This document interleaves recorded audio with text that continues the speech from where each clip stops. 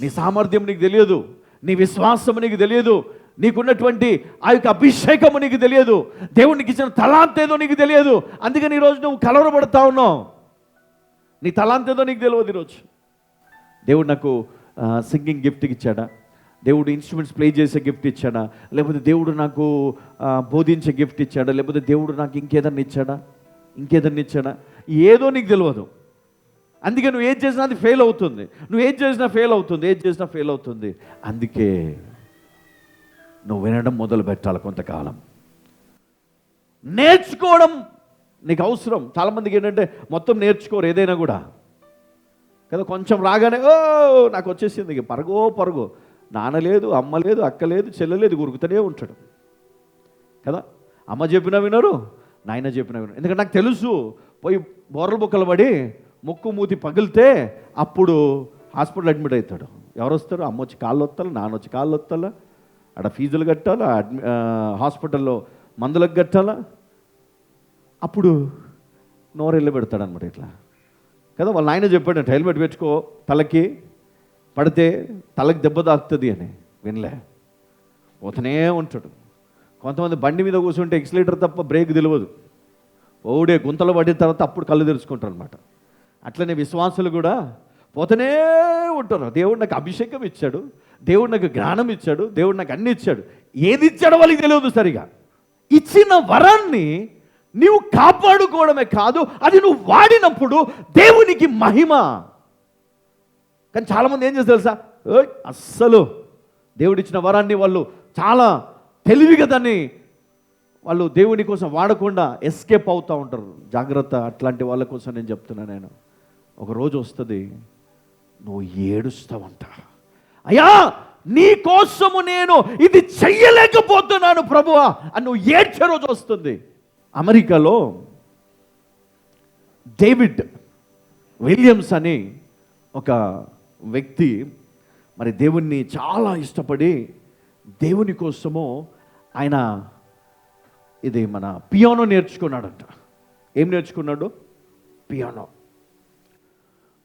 ఎట్లా వాయిస్తాడంటే, ఇంకా బ్రిటిషర్స్ అంటే ఆ టైంలో మనకు స్వతంత్రం రాక మునుపు మరి మిషనరీస్ టైంలో మరి ఈయన చాలా అంటే ఒక్కటే చెయ్యితోటి ఆయన వాయిస్తాడంట. పెద్ద పెద్ద ఈ పియానో ప్లే చేసే వాళ్ళు కూడా ఆశ్చర్యపోయే వాళ్ళంట.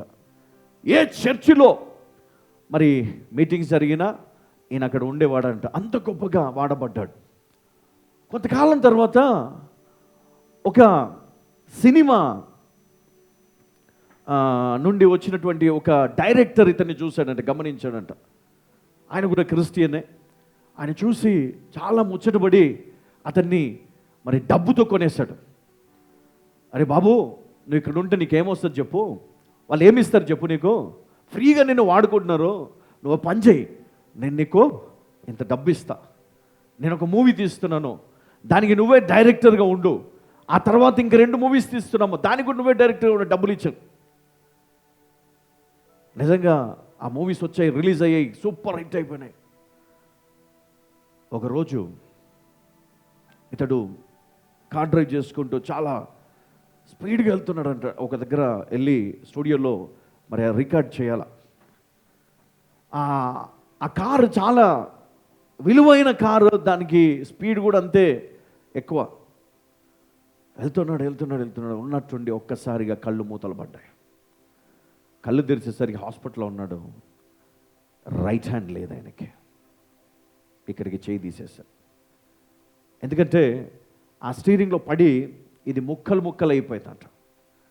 ముక్కలు అయిపోయినటువంటి చేతిని ఏం చేయాలో తెలియక మరి తీసేసి మరి అతనికి మొండి చెయ్యి, కళ్ళు తెరిచి ఆయన అనుకుంటున్నాడంట, టైం ఎంత అయింది అంటాడు. ఎందుకు అంటే, నేను వెళ్ళి ఆ మ్యూజిక్ నేను చెయ్యాలి అన్నాడంట. తీరా చూస్తే చెయ్యలేదు.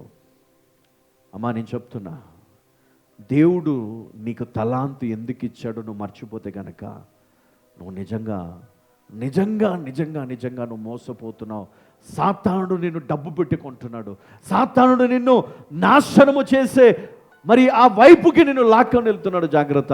ఈరోజు ఎన్నో కుటుంబాలు దేవుడు మీకు ఇచ్చిన తలాంతు కుటుంబం కోసం ప్రార్థన చేయాలి, మందిరానికి వెళ్ళాలి, మందిరంలో దేవుని కోసం నిలబడాలి, సేవలో నీవు ఖచ్చితంగా నీ వంతు సహకారము నువ్వు చేయాలి. కానీ ఈరోజు నువ్వు పక్కన వాళ్ళు అని చెప్పి నువ్వు అక్కడి నుంచి వెళ్ళిపోవడం ద్వారా నీ విశ్వాసాన్ని కోల్పోతా ఉన్నావు. నీ సమస్యలను బట్టి, నీ ఇబ్బందులను బట్టి నువ్వు వెనకడుగు వేయడం వల్ల ఇదిగో మరి వాక్యం సెలవిస్తూ ఉంది, ఓర్పును పుట్టించునని ఎరిగి మీరు నానా విధములైన శోధనలో పడినప్పుడు అది మా ఆనందం అని ఎంచుకొనుడి అని లేఖనం మనకు సెలవిస్తూ ఉంది. అయినప్పటికీ మన కళ్ళు తెరవబడవు, మనం అందులోనే, ఎందుకంటే మనకు చాలా ఈగో ఎక్కువ కదా, అస్సలు కదా. పాస్టర్ కాదు, దేవుడే దిగొచ్చినా నేను మాట వినను, దేవుడే దిగొచ్చినా నా మనసు నేను మార్చుకోను, దేవుడే దిగొచ్చి చెప్పినా నేను క్షమించను, దేవుడే దిగొచ్చి చెప్పినా నేను తగ్గను అన్న స్వార్థము, అలాంటి స్వభావము నీలో ఉన్నట్లయితే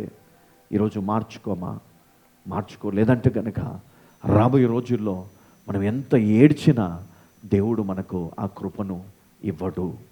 ఈరోజు దేవుడిని కృప ఇచ్చాడు, ఈరోజు దేవుడికి ధన్యత ఇచ్చాడు, ఈరోజు ఆరోగ్యం ఇచ్చాడు, ఈరోజు భాగ్యాన్ని ఇచ్చాడు దేవుడు, ఈరోజు నీకు మంచి కుటుంబము, ఈరోజు నీకు మంచి పరిస్థితులు అన్నీ దేవుడు నీకు అనుకూలంగా దేవుడు నీకు ఇచ్చి ఇదిగో నా కోసం నువ్వు వాడబడాలన్నప్పుడు నువ్వు అది మహానందమని ఎంచుకొని నువ్వు ఆ విశ్వాసంలో, ఆ పోరాటములో ఇదిగో ఓర్పుతో ప్రయాణము చేయాలా, ఓర్పుతో ముందుకు వెళ్ళాలి. అప్పుడు దేవుడు నిన్ను చూస్తాడు, దేవుడు నిన్ను ఎన్నుకుంటాడు. హల్లెలూయా. ఈరోజు ఎంతోమంది దైవజనులు పడిపోయారు, ఎంతోమంది విశ్వాసులు పడిపోయినారు, ఎంతోమంది ఈరోజు కొట్టుకొని పోయినారు. వాళ్ళు ఎందుకో తెలుసా? వాళ్ళు దేవుని వాక్యం పైన మనసు పెట్టలేదు, దేవుని పైన మనసు పెట్టలేదు, పక్కనున్న మనుషుల పైన మనసు పెట్టినారు, జరుగుతున్న పరిస్థితులపైన మనసు పెట్టిన, అందుకని వాళ్ళు పడిపోయినారు. నువ్వు కూడా అదే స్థితిలో ఉంటే కనుక ఈరోజు నువ్వు కళ్ళు తెరిచి ఇదిగో దేవుని వాక్యం పైన నీ మనసు, నీ ఫోకస్ అనేది ఉండాలి. కానీ చూడండి, ఆ వ్యక్తి ఆ ముత్యాలు లెక్కబెట్టడంలో అతడు ఫోకస్ చేస్తాడు, పూర్తిగా అతడు ఫోకస్ చేసి, అప్పుడు ఆయనకి ఏం కనబడలే, ఏం వినబడలే, ఆయన ఫోకస్ అంతా కూడా వాటిని కౌంట్ చేసే విషయంలో పెట్టాడు, ఆస్తి పైన ఆ గురిని కలిగి ఉన్నాడు. కాబట్టి చివరకు ఆయన సాధించగలిగాడు.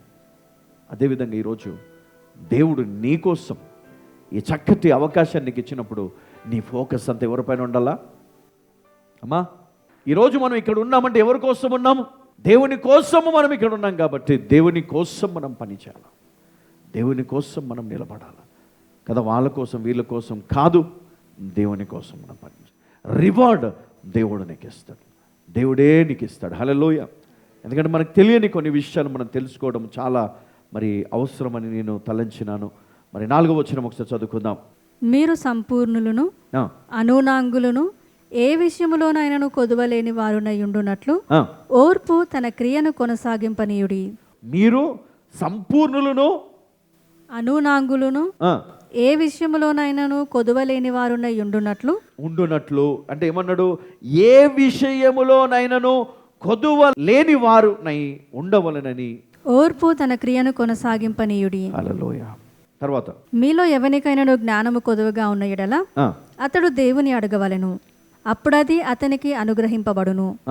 ఆయన ఎవరిని గద్దింపక అందరికీ ధారాళముగా దయచేవాడు. చూడండి, ఇక్కడ దేవుడు ఎవరిని గద్దింపడంట. ఇప్పుడు మీలో మీరు చాలా సమస్యలతో ఉంటారు. దేవునికి తెలుసు నువ్వు కొన్ని పొరపాట్లు చేస్తావని, దేవునికి తెలుసు నీలో కొన్ని లోపాలు ఉన్నాయని.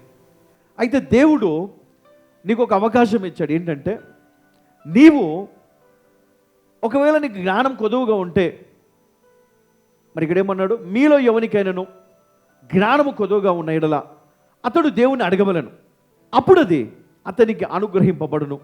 ఆయన ఎవరిని గద్దింపక అందరికీ ధారాళంగా దయచేవాడు. అంటే ఆయనకి భేదం ఏమి లేదంట. బీదవాడు, గొప్పవాడు, లేకపోతే నువ్వు జ్ఞానం కలిగిన వాడు, జ్ఞానం లేనివాడు, ఇట్లాంటి ఏమి చూడడంట. ఆ కులము ఈ కులము ఏది చూడడంట. దేవుడు చూసేది ఒకటే, ఏంటంటే నీవు దేవుని బిడ్డవు, నువ్వు నీ హృదయాన్ని దేవునికి ఇచ్చావు, నువ్వు దేవుని కోసం నీ జీవితాన్ని ఇచ్చావు. ఎందుకంటే యేసయ్య తన ప్రాణాన్ని అర్పించాడు. కాబట్టి మనము ఆయనకు ఆ విలువనిచ్చి మనం ముందుకు వచ్చాం. కాబట్టి ఇదిగో దేవుడు నీతో మరి ఈ మాట యాకోబు ద్వారా మనకి తెలియచేస్తా. స్ట్రైట్గా నీకు జ్ఞానం కొద్దిగా ఉందా? అది దేవుడిని అడుగు. దేవుడు నీకు ధారాళంగా నీకు అనుగ్రహిస్తాడు, నీకు దయచేస్తాడు. అయితే నువ్వు చేయవలసింది ఒకటే, దేవుడు నాకు ఇస్తాడా ఇయ్యడా అన్న క్వశ్చన్ మార్క్ ఉండకూడదు నీకు. దేవుడు నీకు ఇస్తాడు. హల్లెలూయా.